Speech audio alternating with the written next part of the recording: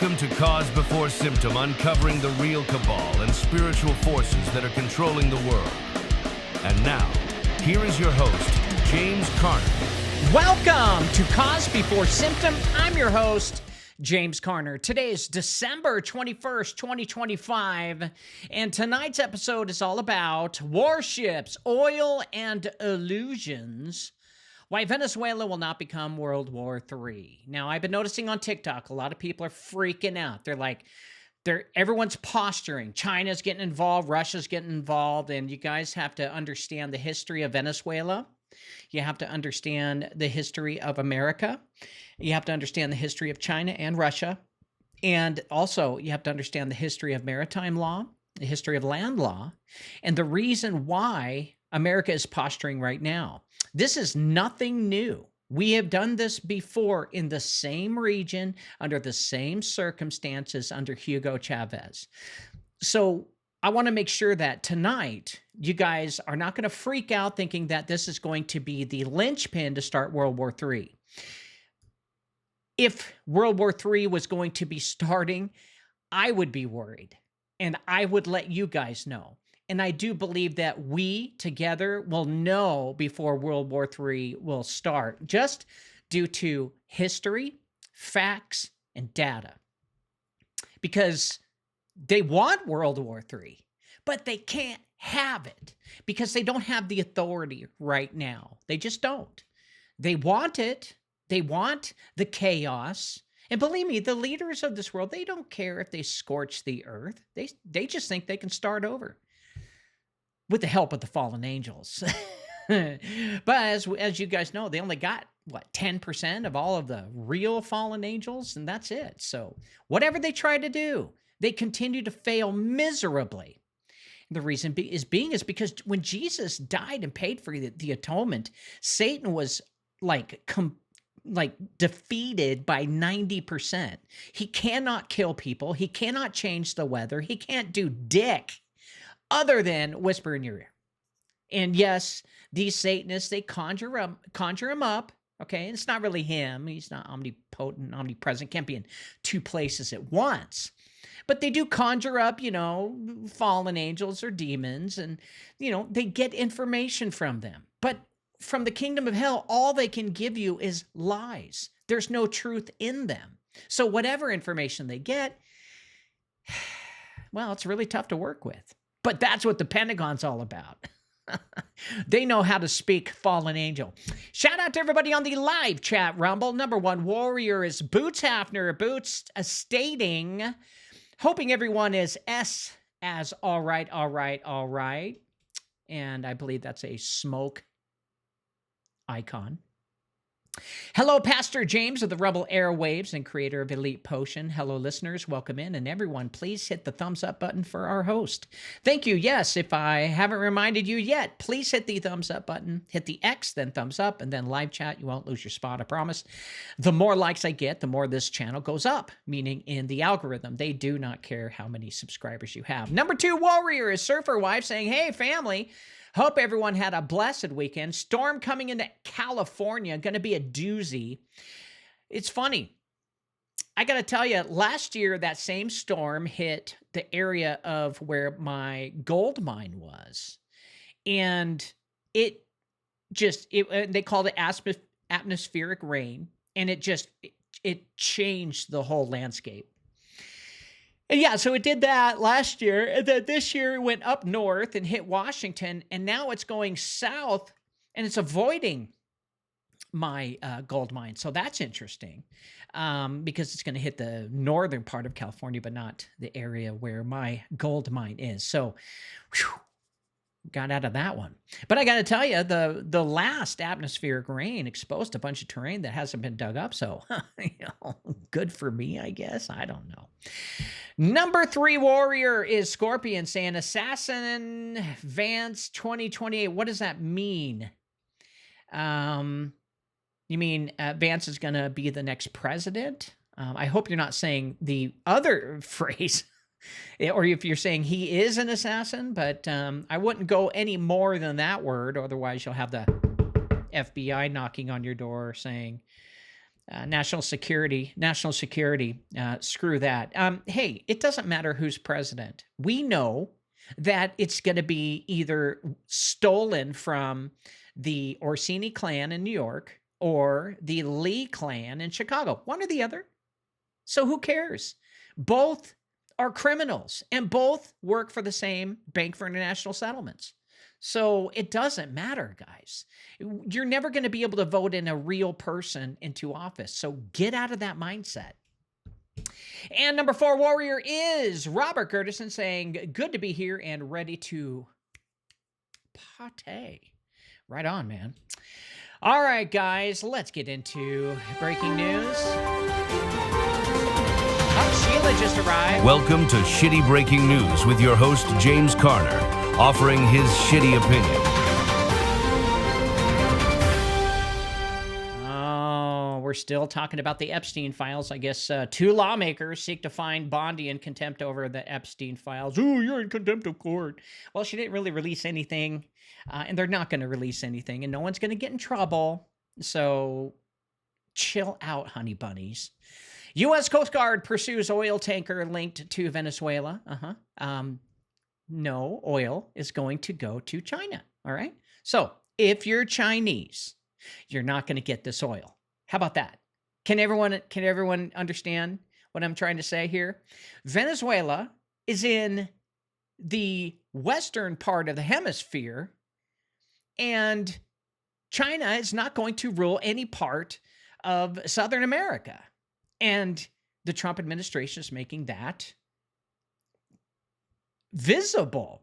And tonight we're going to be talking about that. We're going to be talking actually about the history of Venezuela and all of their oil embargoes and the reason why we're sending ships out there again. This isn't the first time. We've been there before. And as everyone screams, World War III, Venezuela is not worth starting a global war, especially for China. Oh, and I know. I've seen all the videos of where they say, oh, China, if America attacked China, China would kick its ass. Sorry. If you compare our Navy to China's Navy, even Russia, and all the nukes we have compared to both of them combined, we have way more power. Okay. Now, EMPs and other kinds of things, but this is why Russia released their nuclear missile into the public, saying we have a nuclear missile that's not run on fuel, but it's nuclear, meaning it can fly for 150 years, 250 years without ever having to stop and just land wherever it wants. So Russia came up with a nuclear-powered nuclear missile. And that's basically saying, it doesn't matter how far you are away from us. We don't care. We can launch and we can even tell the missile to go up into space and chill for a bit. It ain't going to go anywhere. And it's only going to listen to our code. That's a really big deal because America does not have nuclear-powered nuclear warheads. So why are we worried about World War III? Because Russia released that technology and said, we've got it. That stops all of us until we all come up with nuclear-powered nuclear warheads. That's it. That's the game. On and on they go. So quit freaking out. Suspect in the Brown shooting and the MIT professor shooter showed signs of anger. Oh, there's signs of anger. There were signs. We've got recorded data, and it says signs of anger. Well, when you shoot people, you're not in a good mood, are you? It would be more interesting headline if it said, showed signs of happiness, showed signs of stability. That'd make headlines. J.D. Vance tries to weather the MAGA storm at Turning Point. I don't know what he's doing over there, but that's a bad idea. T-Pussy, as we've found out. And if you want, I could do a show on T-Pussy and show you that Turning Point is just a money-grabbing, bullshit political front that's owned by the elites. All right. You go, oh, who are the elites? I told you. I've told you many times. The two top elites are the Orsini family and the Eli family. Now, the Orsini family are the ones who are controlling T-Pussy. 60 Minutes suddenly drops segment on major Trump controversy. So when they start talking, then Trump picks up the phone and says, you better kill that. That's not the first time that's happened, folks. 60 Minutes, again, is that show probably was under the influence of China. And the Orsini family said, no, this is our guy. We need nobody to know that Trump is a powerful satanic witch. Yeah, nobody needs to know that. And in order to be a satanic powerful witch, you have to hurt people. That's what Trump has done. He's not this just kind old golfing grandpa. No. You don't get to the top without spilling blood. And you don't get to the top on the opposite end of that without honoring God 100% and being as holy as you possibly can be, if there is such a thing. A memorial ends, but Bondi tragedy has left Australia reeling again. Oh no, we've staged a shooting so we could take more of your guns. That's pretty much it. You know what they did in Australia? They staged an event to get more guns. It's just what they do. You think that was real? The shotgun shot at the dude in the white shirt, 4 times? And the white guys in white shirts going, is he shooting at me? And not one of the pellets hit the guy? Come on now. But hey, that's just how it is, man, because nobody is going to wake up. Nobody. All right, we're going to go to a quick break. When we return, we're going to be talking about the warships, the oil, and the illusions, why Venezuela will not become World War III. So chill out. Every year, millions of Americans sign a contract they don't even know exists. They think it's just another tax return, but that signature means something far deeper. It starts with that first job at 16. The system takes a piece of her check, then promises to give some back if she signs the return. Every April 15th, the same cycle repeats, not by law, but by belief. The system didn't bind them, their own signature did.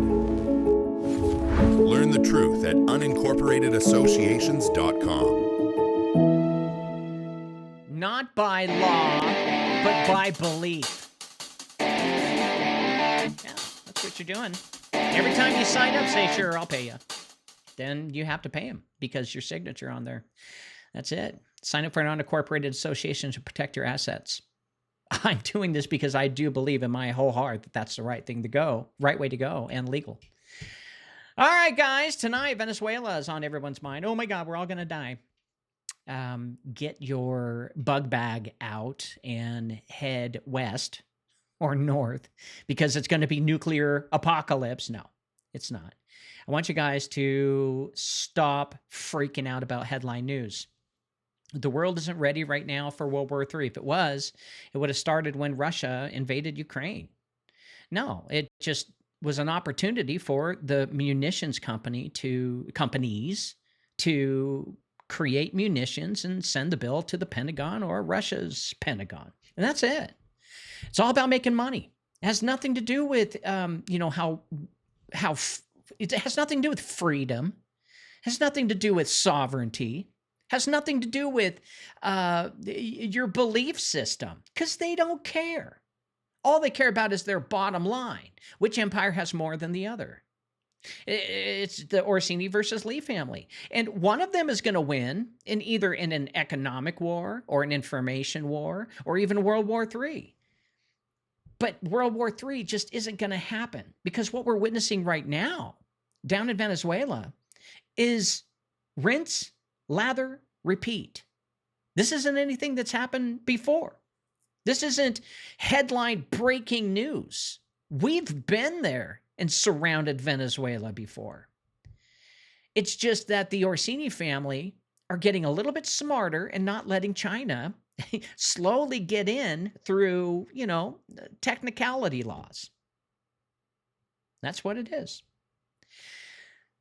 So let's begin by lowering the temperature here, okay? Especially on Christmas. You think God's going to start World War III on Christmas. Let's not raise the temperature, all right? The world is being told that warships near Venezuela mean the edge of global collapse, that oil disputes automatically spiral into world war, and that the presence of China or Russia behind the scenes signals an inevitable confrontation. Well, that story is familiar, and it is almost as wrong as it was back then. Fear is not evidence, and panic is not prophecy. What is happening in Venezuela is not unprecedented, and it is not uncontrolled. It is part of a long, disciplined pattern of power, enforcement that has played out many times before without igniting global war. That's right. Sheila says Taiwan is the one where you want to pay attention to, right?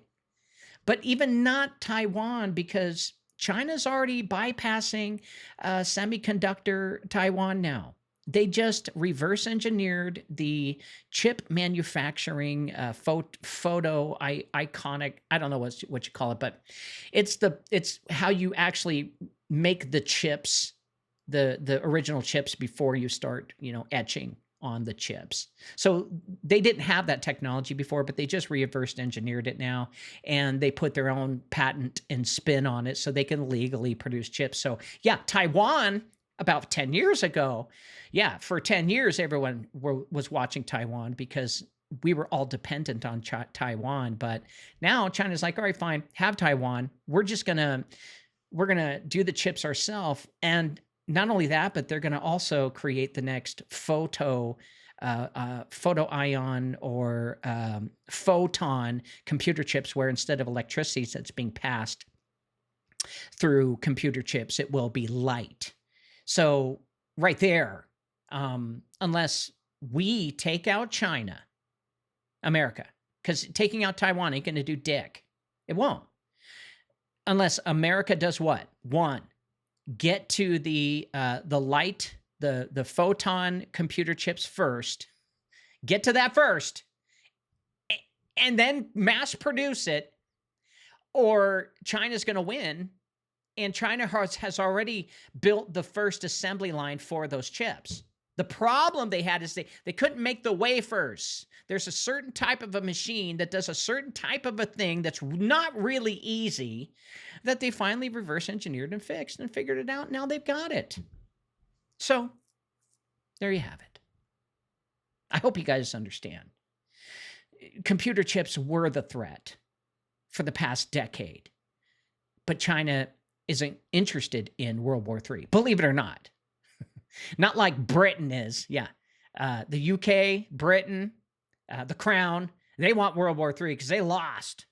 All right. They don't even have like anything powerful like a navy anymore. But anyway. But this is all played out in Venezuela before, and it didn't spark World War III. So America has sailed fleets into contested waters before. It's not the first time. It did so in the Middle East. It did so in the Persian Gulf. It did so in the Caribbean. And most clearly, remember Iraq? That should have started World War III. 9/11 happened. Instead of blaming Israel, we blamed Iraq. We went in there and started a war, and Congress didn't even approve it. Iraq was not a naval signal. It was a full invasion. It was also occupation. Our own troops on the ground and restructuring of a sovereign state under the eyes of the entire world. America just went in and did it with no approval, not even approval of the United Nations. And yet when that happened, China did not intervene militarily. Russia did not attack American forces. There was no World War III. There were speeches, lots of condemnations, back-channel negotiations, and a lot of strategic patience. But that historical fact alone should steady your mind. If a ground war in Iraq did not trigger global escalation, then naval presence near Venezuela will not either. And the reason is simple and rarely spoken plainly. World wars do not begin over pressure points. They begin when existential red lines are crossed, when homelands are directly threatened, and when alliance treaties are activated, and when nuclear deterrence enters the equation. Well, none of these conditions exist here, not now. Venezuela is not a treaty-bound defense partner of China or Russia. It is not a core security interest worth risking annihilation over. And what is happening instead is managed confrontation within understood boundaries, the kind of confrontation that looks dramatic to the public, but is methodological behind the curtain. Maduro is backed by China. Oil is the center of this story, but not in the way the people are told. Oil is not just fuel. Oil is stored time, buried labor, and compressed life pulled from the earth. We call that energy.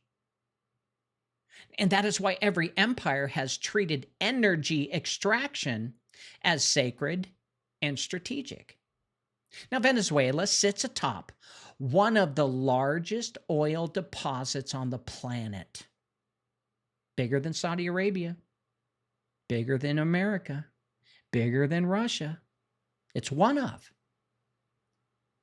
And that alone ensures it will never be ignored. Now, has the media told you about Venezuela and what they sit upon? This oil field, it's a big circle full of oil.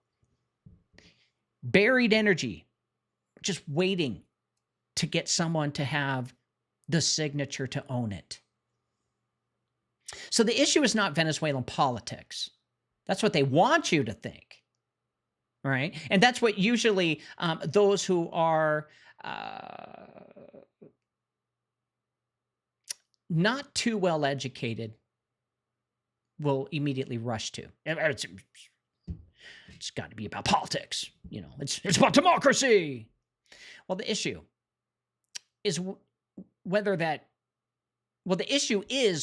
oil flows through systems that preserve existing power structures or through agreements that bypass them. Now, warships are not there to start a war. They are there to enforce boundaries around who gets to decide. China understands this, which is why it does not respond with their own fleets. China's power is patient. It builds roads, ports, refineries, and debt relationships. Then it waits. Russia understands this too, which is why it does not challenge American naval dominance outside its immediate sphere. Both have already demonstrated through Iraq and countless other examples of invading other countries without getting Congress approval, that they will not trade survival for symbolism. They apply pressure where it is safe and profitable, but not where it is catastrophic. And there is also an illusion here at work, and this is where discernment really matters. The presence of warships feels apocalyptic because it carries symbolic weight, because they're normally in the Middle East and not right here. The sea presents chaos in the human imagination, and fleets, plural, represent order imposed by force. Well, that imagery triggers ancient fear, but symbolism is not destiny. The spiritual inversion that drives empires to extract Dominate and enforce through fear does not automatically mean collapse is imminent. It just means that the system is stressed and not that it is unraveling all right now overnight. So chill out, honey bunnies. This is not the beginning of World War III. It is not even close to that. And there are no mass mobilizations, no alliance triggers, no declarations, no nuclear movements. What exists is signaling, pressure, and containment, the same tools that have been used for decades. The danger is not global war. The danger is confusion. When people cannot read history, they make noise and mistake noise for meaning and fear for foresight. Chill. So tonight is not a warning. It's reassurance grounded in record, pattern, and reality. Venezuela is not Iraq, and Iraq itself did not become the spark that the world was promised it would be. Remember, everyone said, oh, President Bush interests were Iraq, Russia will respond, it'll be World War III. No, we took it over. We took their gold. We took their ancient artifacts, and then we rebuilt everything that we destroyed through Halliburton. Yeah, Dick Cheney. Oh, he's dead. Now, power does not move impulsively. Warships do not equal war either at this level. And those who profit from panic should not be mistaken for prophets. Clarity removes fear. History steadies the heart. And this moment, however loud it appears to look, well, this moment is really contained. And what people are reacting to right now is not war, but the ritualized display of authority that always appears when energy systems are challenged. Warships near Venezuela trigger fear because most people have never been taught how power actually communicates at the state level. They assume movements equals intention, and intention equals violence. But in reality, naval presence is one of the most conservative tools in the arsenal of empire. It exists precisely because it allows confrontation without collision. Ships move so that missiles do not. Flags are raised so treaties do not collapse. This is not chaos. It's just simple choreography. And for over a century, the United States has relied on maritime signaling in the Caribbean basin as a pressure valve. Same kind of pressure you see in the Red Sea. This region has never been treated as neutral space. Never. This region, the Caribbean, which everyone thinks it's like, steel drums and music. No. It has always been understood as a controlled corridor tied to trade, currency, and energy flow. When simple boats, even cruise ships, pass through the Caribbean, they also batten down their hatches in case of pirates. So the Caribbean has never been a peaceful area of the sea. It's a controlled corridor. And when something disrupts that flow, like China taking oil from Venezuela without a proper signature and approval from America, well, that flow is disrupted. Fleets appear, not to invade, but to remind all parties that the system has guardians. What are you doing on our end? This would be as if America was taking oil from some country right next to China. And China had all rights to those resources. On paper, China would probably posture. And this is why the language around Venezuela is so theatrical and moralized. They want you to live in fear. This is how they suck your breath. Accusations of theft, Criminality or illegitimacy are not about ethics. They're about jurisdiction. They exist to justify presence, not to initiate war. Now, if this were the beginning of a global conflict, the signs would be unmistakable. Nations preparing for world war do not whisper. Europe is preparing for world war because Europe has lost a lot of power. They lost it to China because of China's banking efforts through BRICS. Now, Europe must prepare for war because, well, they're losing solid ground with their European Union because no one is agreeing with anyone in how they spend their money.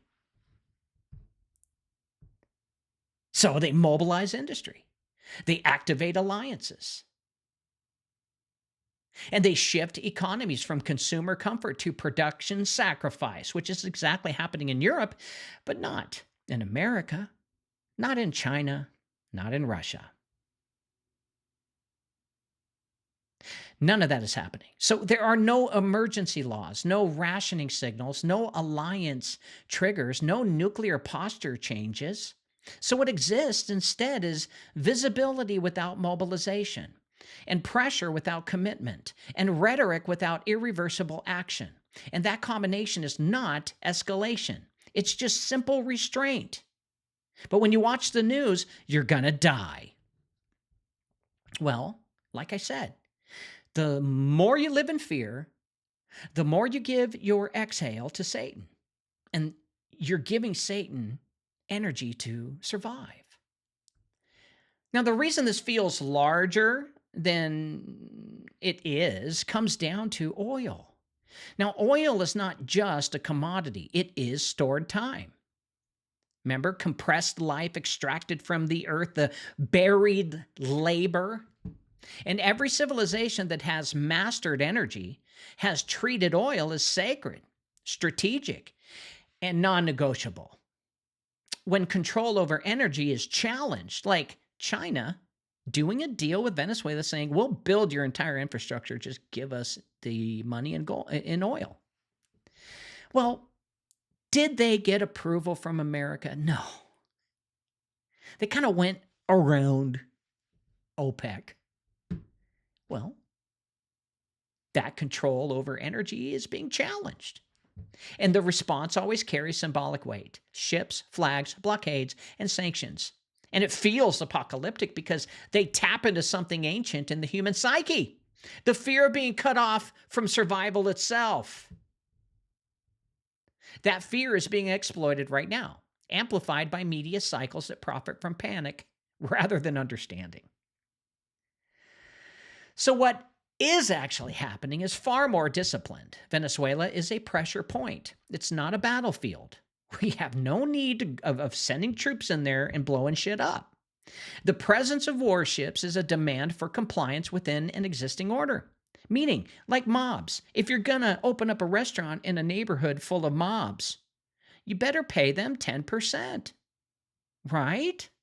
Well, this is basically saying to China, you're giving all that oil over there, but this is all in our territory, so pay up. Or we'll posture. We'll send in Guido and tear your store up. Wasn't that what it really is? It's not about drugs. And this is how systems test the limits without breaking themselves. It is how empires correct deviation without collapsing into open conflict. Those who understand history know this posture very well. Those who do not mistake the shadow for a strike. We're all going to die. No, that's the lie. And this is why fear is the wrong response. Panic assumes impulsiveness at levels of power where impulsiveness no longer exists. States at this tier do not stumble into world wars. They calculate, signal, delay, and contain. The illusion being sold to the public is that events are spiraling out of control because panic sells. You actually buy more shit when you're panicked than you do when you're cool, calm, collected, and reserving. The reality is the opposite. Control is being reasserted because the system is stressed, not because it is failing. China has to pay for those tanks to go out. That's the name of the game. That's how mafias work.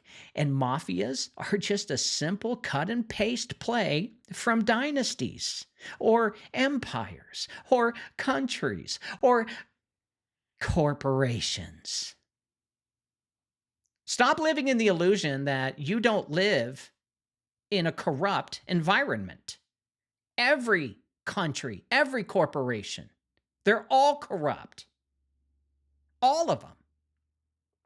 Because you live in a fallen world. And that's the only way a fallen world works to get to the top.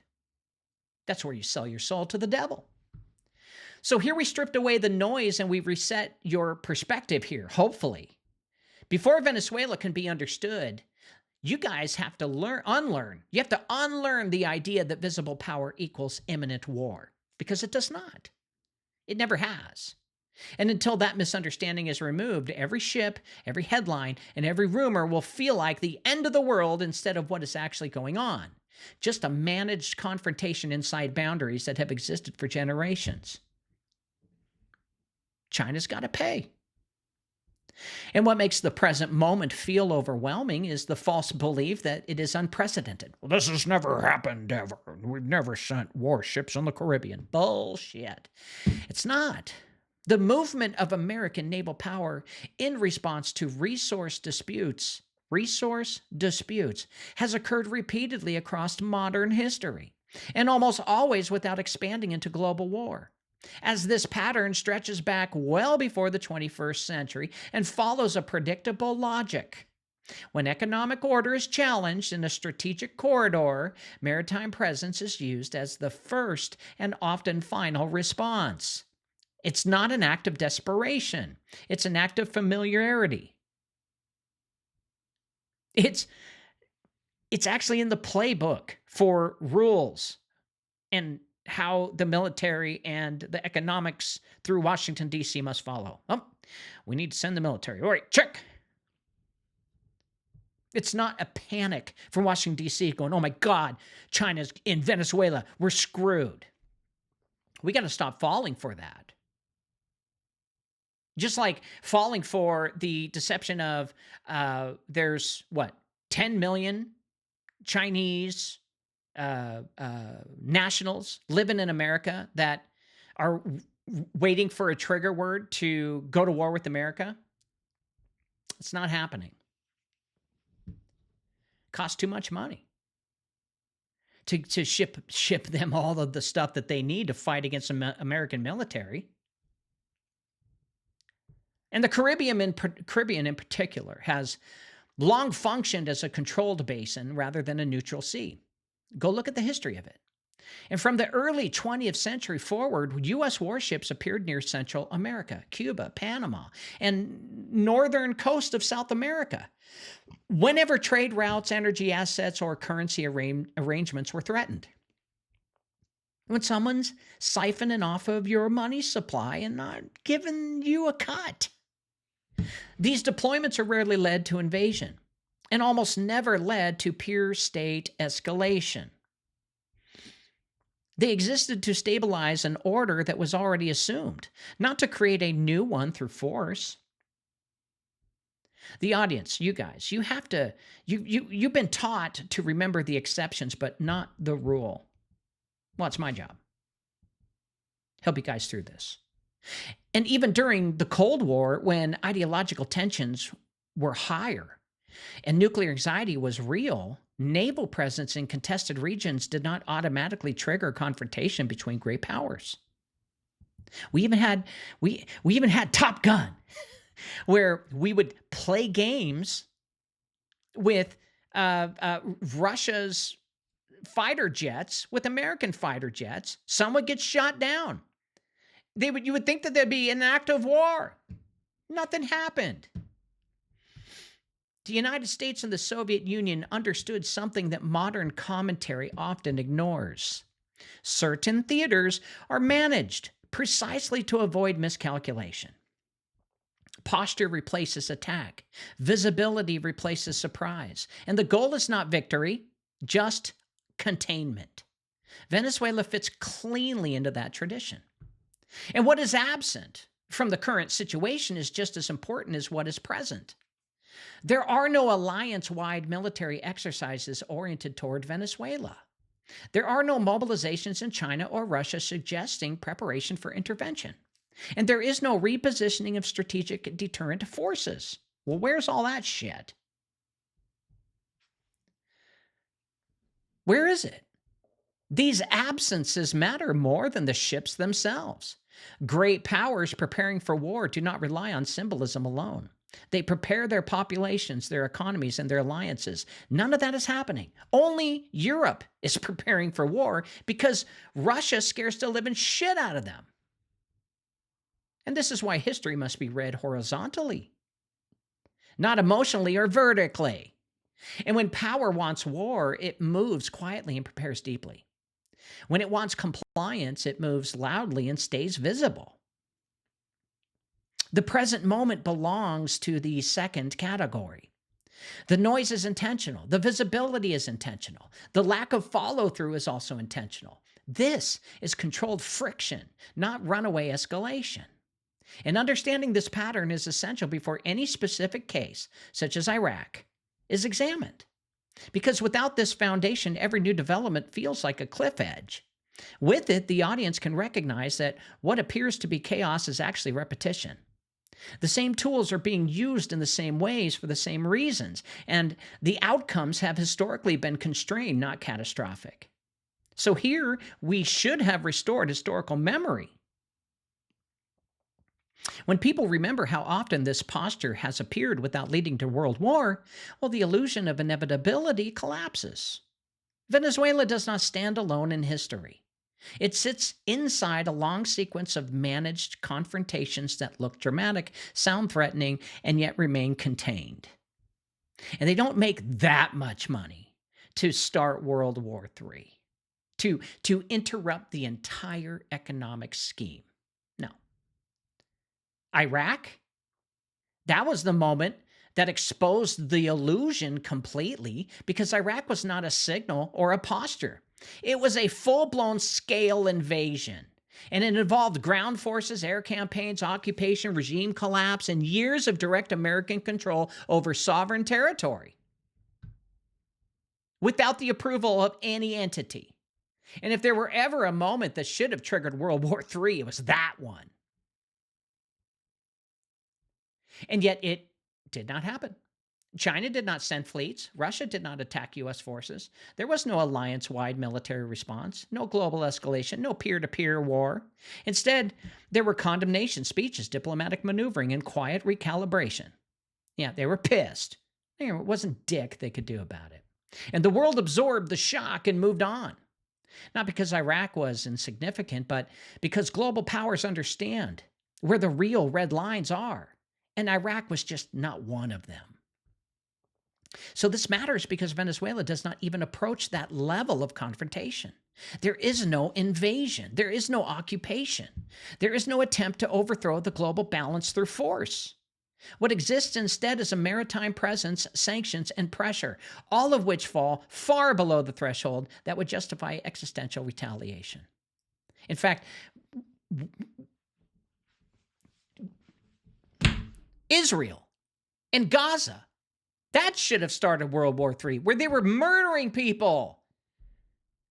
Over 50% of all of the people in Gaza who died were women, children, and senior citizens. It was what? We calculated almost 70%. The other 30% were just men. Genocide should create World War III to stop the madness. What did everybody do? They just bitched and whined, grabbed a bullhorn, got told that it's illegal, and they fucking stopped. Wonderful.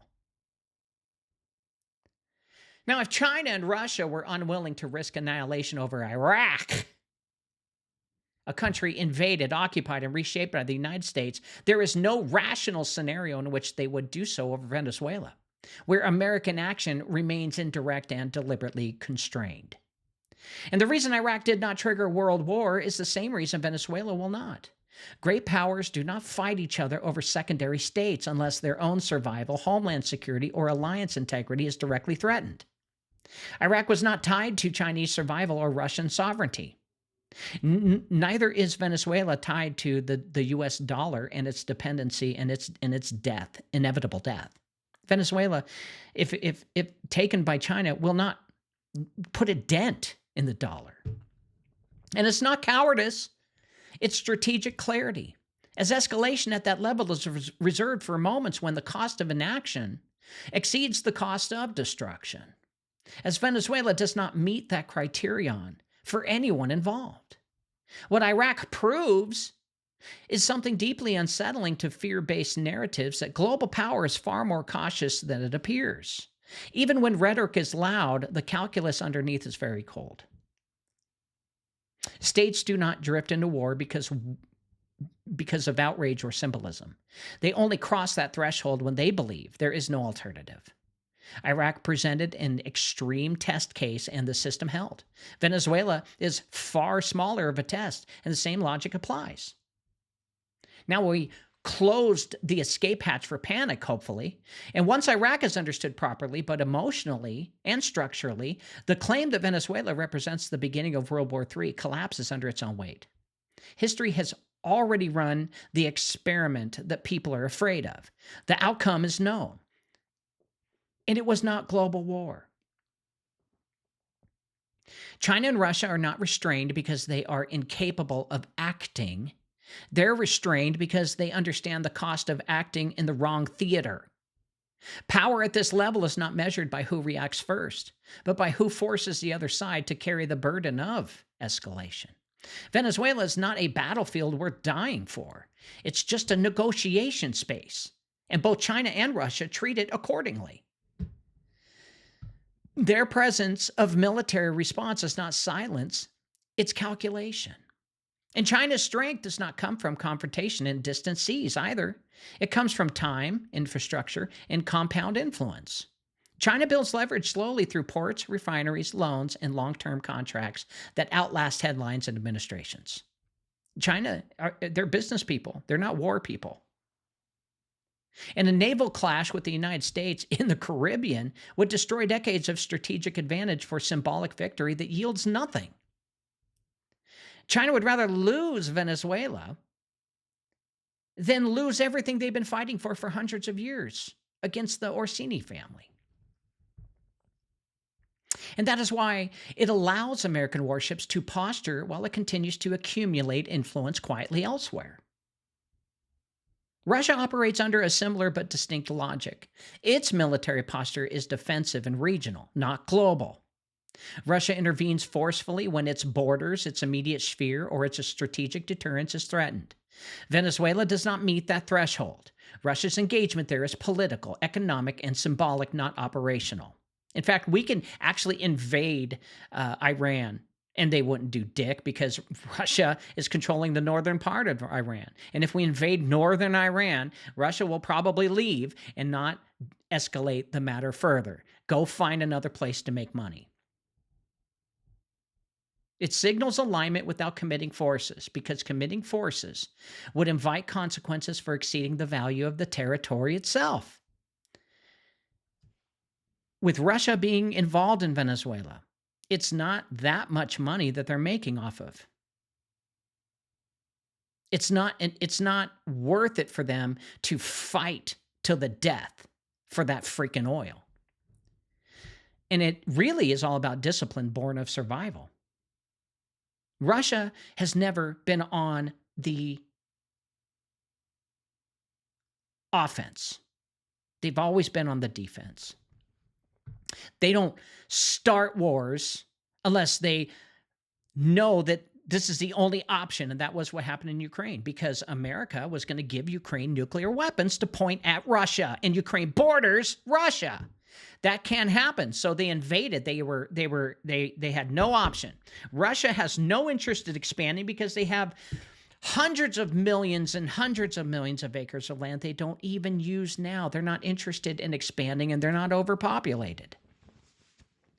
Both nations also understand something that the public rarely hears. Escalation favors the defender of global infrastructure, the defender. The United States controls the dominant naval lanes, financial systems, and enforcement mechanisms. For China and Russia to challenge that directly in the Western Hemisphere would be to fight on the opponent's strongest ground. Strategic powers do not do that unless they are cornered. Neither is cornered in Venezuela. And this is why restraint should not be misread as temporary or fragile. It is stable because it aligns with long-term self-interest. China and Russia gain more by letting the United States carry the visible cost of enforcement while they continue to expand influence in quieter, safer arenas, like the North Pole. There's plenty of oil up there. The appearance of calm is not accidental either. It's the result of everyone involved knowing exactly where their boundaries are. Russia hasn't sent their ships to the Caribbean. There's no reports of Russian actual, ships on top of the water. Now, submarines, we don't know. But here we dissolve the idea that the situation could suddenly spiral out of control. Oh no, oh my God, I didn't mean to fire that missile. Spirals happen when actors are confused, desperate, or reckless. None of these conditions apply. What is happening in Venezuela is a managed pressure campaign inside a system that still understands itself. As Venezuela has always been in the middle of energy crisis. Now, there is a reason conflict over oil feels apocalyptic, even when they are not. Energy. Remember, under the ground, forever energy. Just needs to be pulled out. Energy touches something older than politics. Oil is buried time, compressed life, and stored labor, pulled from the depths of the earth. Every civilization that has mastered energy has treated it as more than a commodity. And it becomes symbolic, and it becomes tied to authority, continuity, and control over the material world. When that control is challenged, the response carries ritual weight, not just strategic weight. And this is why ships, sanctions, and blockades feel larger than they really are. They speak to something primal in the human imagination. I just don't want you guys to start freaking out.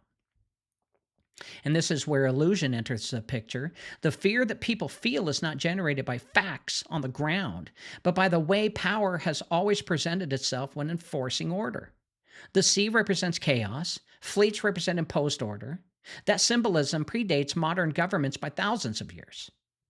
When people see warships, their minds jump past history and straight into prophecy. But symbolism is not destiny. The presence of ritual does not mean the end is at hand. It just means authority is being asserted in a language older than words. Peacocking. And there is also an inversion at work that has followed every extraction empire in history.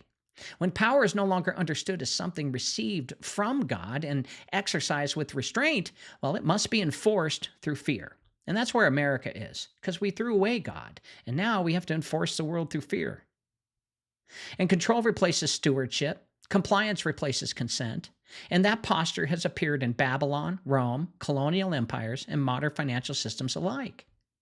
It does not announce collapse, it announces strain.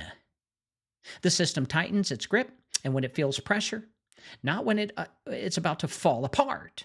So this is why the emotional temperature around Venezuela feels disproportionate. The conflict is being interpreted through symbolic lenses rather than historical ones, as people sense that something deeper is being defended, and they are right, but that something is in order, not the apocalypse. They sense an order. It's not the end of the world. And the danger is not that war is inevitable. The danger is that fear clouds discernment and turns every enforcement action into an omen. So understanding that layer matters because it restores balance. When symbolism is recognized for what it is, symbolism loses its power to terrify. Oil conflicts feel biblical because they touch creation itself, but history shows they are managed, negotiated, and constrained like every other struggle for resources. Illusion thrives where meaning is misunderstood. Xi Jinping is not going to lose his appetite for steak or for dinner just because America postured in Venezuela. It's not going to affect their bottom line. And it signals that an old system is under stress and is responding to the only language that it knows. Seeing that clearly is not cynicism, that is discernment. And I hope that my show helps you guys build discernment. Now, what ultimately matters in moments like this is not what is happening on the water, but what is not happening behind the scenes. Nations on the brink of world war do not behave quietly. They do not rely on symbolism alone. They prepare their populations for loss. They shift economies towards sacrifice. They bind alliances into irreversible commitments and move deterrent forces into unmistakable positions. None of that is taking place in Venezuela or in America. That absence is not accidental. It is the clearest indication that escalation is not the objective right now. What is unfolding instead of a familiar cycle of pressure and adjustment? Systems that have governed energy trade and enforcement for decades are encountering resistance, and they respond by tightening control where they still can. That does not mean the system is invincible, and it does not mean it is collapsing, but it does mean that it has negotiation limits. And history shows that this process is often loud and uncomfortable, but rarely explosive. These moments resolve through accommodation, delay, and quiet realignment far more often than through war. It's like this, folks. When Trump gets a wire from China for billions of dollars for the 10% of all the oil that's being shipped for Venezuela, because apparently we control some of the ports there. We have the signature that those ports belong to the United States of America, not China. Then they'll move the ship. So right now, America's just waiting for the money that China's going to make from that oil by using it or selling it. So this is why urgency should be questioned, not absorbed. Urgency is the language of panic, not of power. The world is not drifting blindly towards catastrophe. It's moving carefully through friction inside boundaries that have already absorbed far greater shocks. Iraq tested those boundaries. Financial crises tested them. Energy embargoes tested them, and each time the system bent without breaking. So clarity is the correct response here. When inevitability is stripped away, what remains is a sober picture of how power behaves when constrained by its own survival. Venezuela is not a turning point for humanity. It's a negotiation within an existing order. Warships are not a countdown. They are a signal of containment that's still preferred over chaos. So nothing's spiraling. Nothing is being decided in haste. What appears dramatic is being handled deliberately, and what feels threatening is operating within limits that have held before. Seeing that clearly is what allows people to remain steady, discerning, and unafraid. But we created a whole society to be afraid. Well, that's dependency. That's what the United States education system is meant for, to create dependent workers. Now, when all of this is taken together, the picture becomes clear. Venezuela is not the beginning of something new, but the repetition of something far older. The tools being used are familiar, the boundaries being respected are known, and the restraint being shown is intentional. History, strategy, and symbolism all point in the same direction. This is a managed confrontation inside an existing order, not an unraveling of that order into global war. The fear surrounding it comes from misunderstanding and not from evidence. So Iraq already answered the question that people are afraid to ask. It showed that even the most extreme use of American power did not trigger a world war, because the global system is built to absorb shocks without committing suicide. China and Russia learned from that moment, just as the United States did. They learned where the lines are drawn, how pressure is applied, and when restraint serves survival better than bravado. But nothing about Venezuela overrides those lessons. Now, the illusion that everything is escalating towards catastrophe thrives when perspective is lost. Warships look like destiny when history is forgotten. Oil feels like apocalypse when symbolism is confused with the outcome. Oil has flowed through all of these ports and channels and waterways for over 100 years. Why now? We want our cut. We're going to get our cut. And if China doesn't send that cut, we're going to put in our own power regime in Venezuela, and they're going to send us the oil for free, because that's how an empire works. So oil feels like apocalypse when symbolism is confused with outcome. But power at this level does not move emotionally. Okay? Xi Jinping isn't worried. Trump isn't worried. None of this is brand new. This isn't like a meteor is heading towards Earth the size of Texas. Nobody's panicking. They all saw it coming because that's what the game plan is for escalation. Now, someone has to pay, and if they don't, it's better for America anyway, because maybe having Venezuela oil coming over for pennies on the dollar is even better than Venezuela going over there and the rich people profiting off of it, not giving it to the United States of America. And maybe Trump may use this as a play, maybe to make him look like a great president, to lower gas prices by kicking China out and stealing all that oil for us. And we don't have to build an infrastructure for it. China did it all for us. Thanks, China. If you don't live in a dynasty and know how they operate, you're not going to understand how countries move.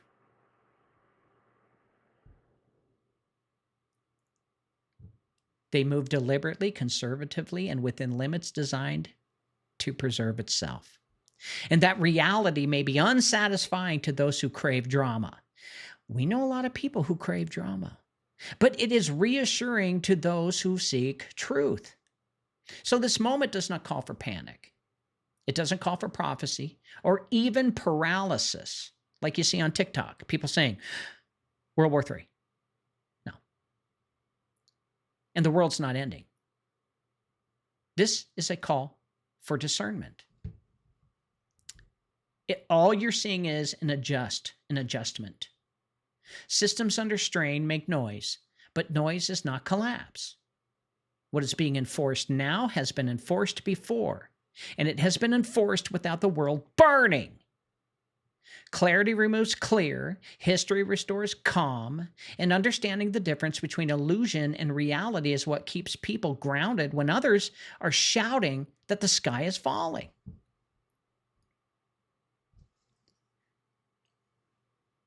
I really don't like doing shows about world events and news. And, every time everyone's freaking out about the sky is falling and I have to do a show about it, I'd rather just do shows about, history and doing shows about, the certain levers of financial mechanisms, and doing shows about the fallen angels, and doing shows about what the Bible says now with the Ethiopian canon.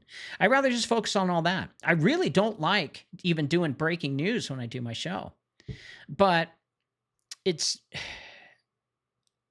I see everyone panicking. Not you guys. I'm not talking about my viewers, but I see people, and they're panicking. And so I feel there is a duty and obligation to at least do a show every now and then to say, calm down, everything's fine.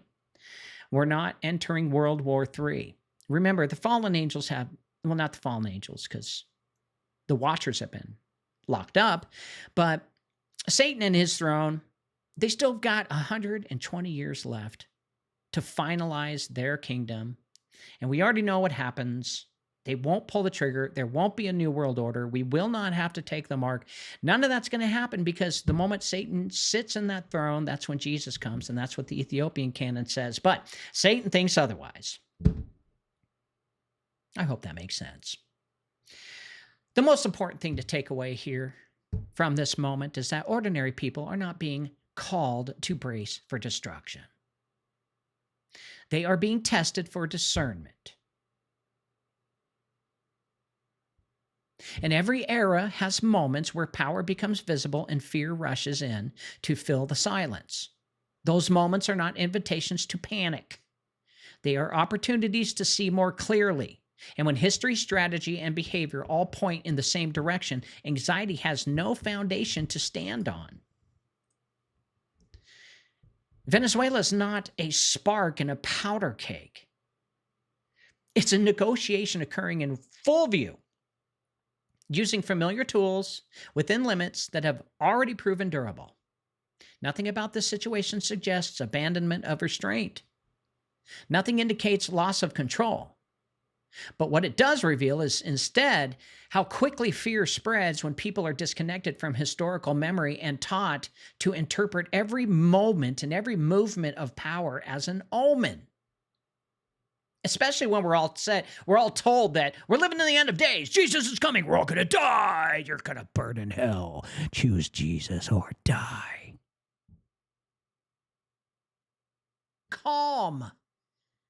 Calmness in this context is not passivity.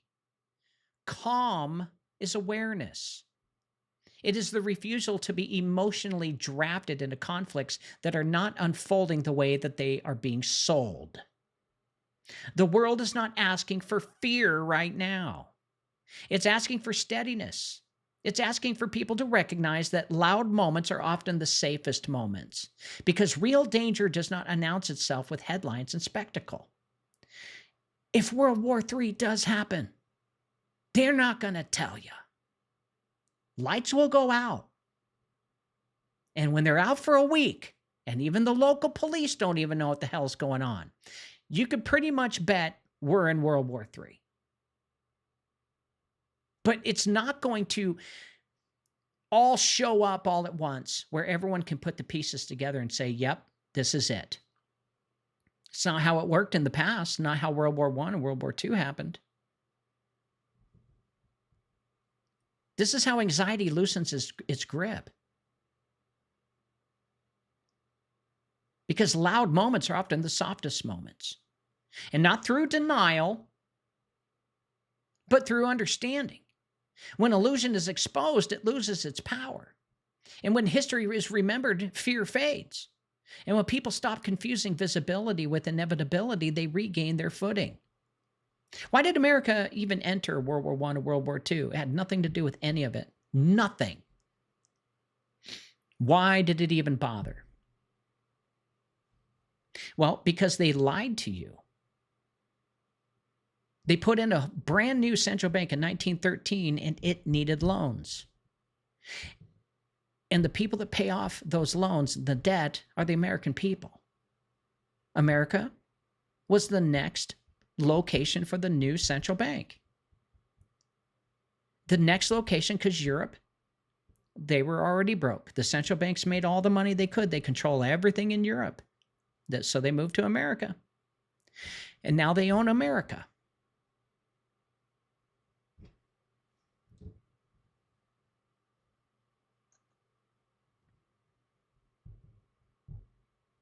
This all requires perspective.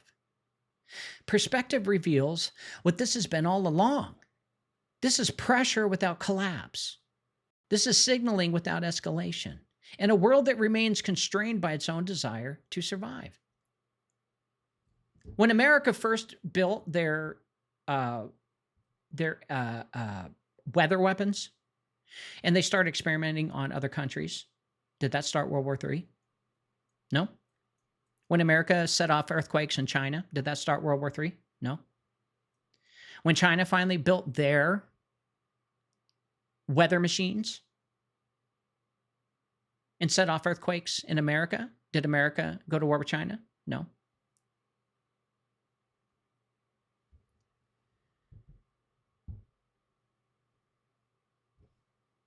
We freak out for nothing. Because we were designed to through our schooling. And one of the quietest truths, rarely spoken, is that the global systems endure not because they are righteous, but because they are cautious. Survival forces restraint. Even empires built on extraction, enforcement, and imbalance still understand that destruction of the whole guarantees loss for everyone involved. And that is why the most dramatic moments are often the safest. Visibility is chosen precisely because it prevents miscalculation. So silence is what precedes real danger, and it's not spectacle. And this is why the audience, you guys, should not feel watched, hunted, or cornered by events beyond your control, as the machinery of power does not turn on ordinary people during moments like this. It turns toward other centers of power. Lives are not being rearranged. Futures are not being canceled. What is happening is being renegotiated. The leverage between institutions that already know each other's limits. We're just in the middle of it. It's not your fault. It's just what they did. It's what they do. It's how power continues moving on. And understanding that restores personal agency. When fear dissolves, people remember that they are not passengers on a runaway train, that they're just observers of a system that moves slowly, deliberately, and with far more concern for its own continuity than for dramatic finales. The world does not end because ships move. It adapts because systems adjust. So there is peace, recognizing that nothing is being demanded of the listener except awareness. No action is required. No preparation for catastrophe is necessary. This moment asks only that people resist being emotionally conscripted into narratives designed to keep them unsettled. And when fear is removed, then clarity remains. And clarity reveals a world that, despite its tensions and contradictions, still chooses containment over collapse. European Union, they're preparing for war. All of their countries have told their citizens Russia is going to invade. That's what they think. Well, they're fear driving their people. They know Russia's not going to invade. Russia has no need to invade. Russia is going to continue on the defensive while finishing out the offensive move that they had to do because NATO was going to put nukes on its border. That's what happens. But they still did it. And the war, sure, there's a war. People are dying. But why hasn't it escalated to nukes? Because they know their limits. And what matters most after all of the analysis is done is remembering that fear is never a neutral messenger. Fear is a tool, and it is most effective when people are uncertain about what they are seeing. So hopefully this information tonight removes that uncertainty. Warships do not signal destiny. Oil does not dictate apocalypse. Power does not behave recklessly at the level being implied. And the world is not standing on the edge of collapse because Venezuela exists. History has already shown how this story plays out.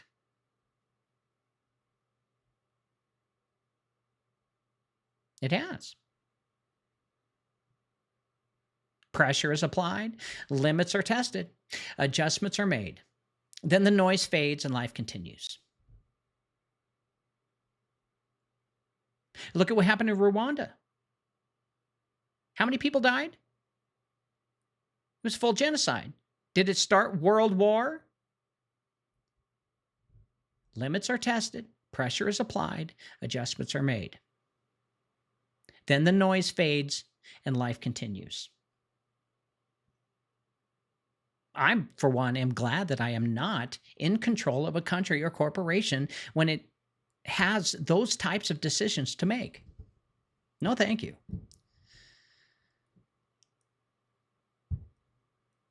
And that pattern has held through far greater crises than this one we see. And it is holding right now. And those who understand that hopefully should not be naive. Instead, you should feel informed and you understand what's going on now. Venezuela has been in the middle of the Lee family and Orsini family for decades.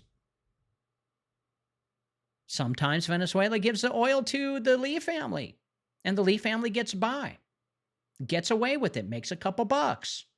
Sometimes they don't. The goal of this movement is not to frighten the public into submission or expectation of catastrophe. It is to remind everyone that discernment is stronger than anxiety. When people see clearly, they cannot be easily manipulated by spectacle or rhetoric. What I continue to try to do on the show is stop the apocalyptic scare that I used to do. The more and more I dig into history and seeing the power plays and understanding the dynasties and what they're looking to do, it gets to be easier to understand the full and big picture. And the more information I have, the less worried I am at all. You're talking to a person who has always prepped. And I'm getting to the point where, why do I bother?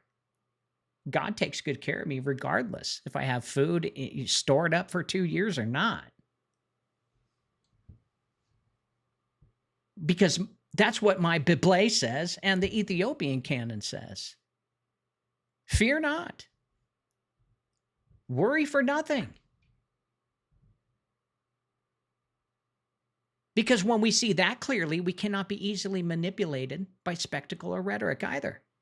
Calm becomes an act of resistance against illusion. I'm calm. I'm not freaking out. Everything's fine.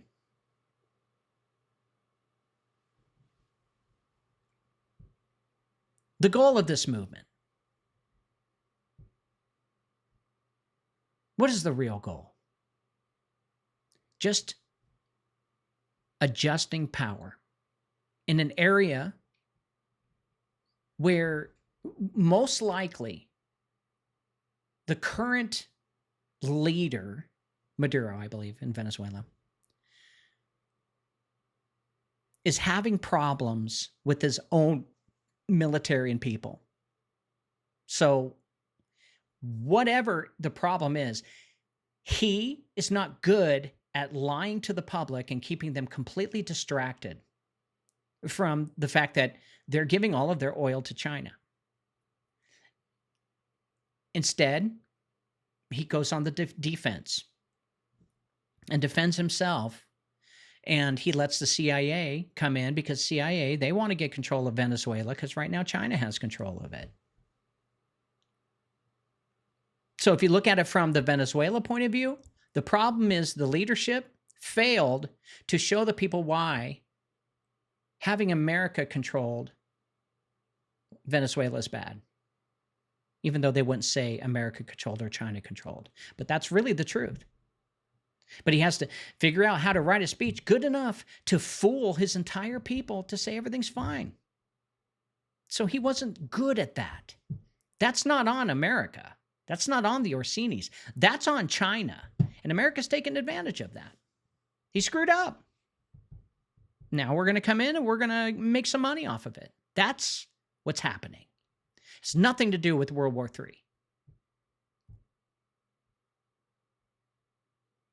So nothing we've talked about tonight requires dread. It requires understanding of the truth. A leader messed up, got their people hating him. It ain't going to work. So America's coming in saying, freedom, democracy, come, we'll help you out. We'll get rid of those druggies. It had nothing to do with drugs, man. It has nothing to do with drugs. Everything requires understanding, and understanding reveals a world that is strained, yes, but still restrained. The systems in play are not unraveling They are negotiating their limits. That's all.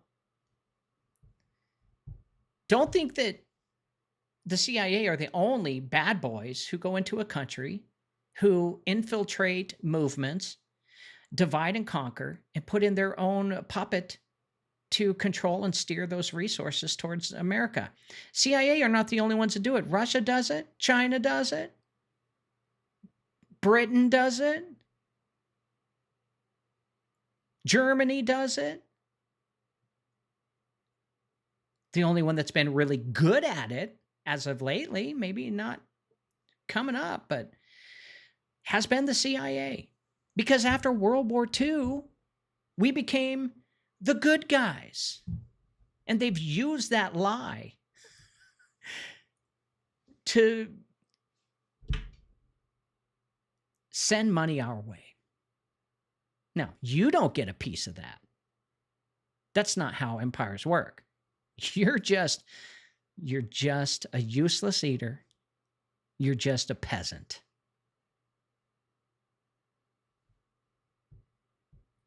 So the final truth is simple. This is not the beginning of World War III. It is not even close. But what it is, it's a reminder that clarity steadies the heart. Clarity. And history quiets the mind. And fear loses its power when truth is spoken plainly. And that is where it ends tonight. Why do 75% of people feel exhausted all the time? The answer might surprise you. In the 1920s, Standard Oil decided to dive into medicine. They pushed synthetic petroleum into our drugs. Sure, it masked symptoms, but it wrecked our guts. Our good bacteria, which fight off parasites and heavy metals, got wiped out by crude oil. But here's the good news. We can fix this by going back to nature. Introducing Elite Potion, the world's top detox program. It restores your good bacteria by removing toxic threats like aluminum, strontium, barium, and parasites. Imagine feeling energized and alive again. They said there couldn't be a pill that did it all. We invented it. Visit elitepotion.com and reclaim your health from synthetic pharmaceuticals. Your body will thank you. This has been Cause Before Symptom with your host, James Carner. Go to his website, jamescarner.com, and sign up for his newsletter. Also, download his free books on the breath war, the crown of blood, and the ritual machine. Fix your body by buying his award-winning detox formula, removing heavy metals and parasites. You'll feel better and live longer. Go to elitepotion.com. And one more thing, please. Just try and love your neighbor, because if you do, the world would be a better place. See you tomorrow.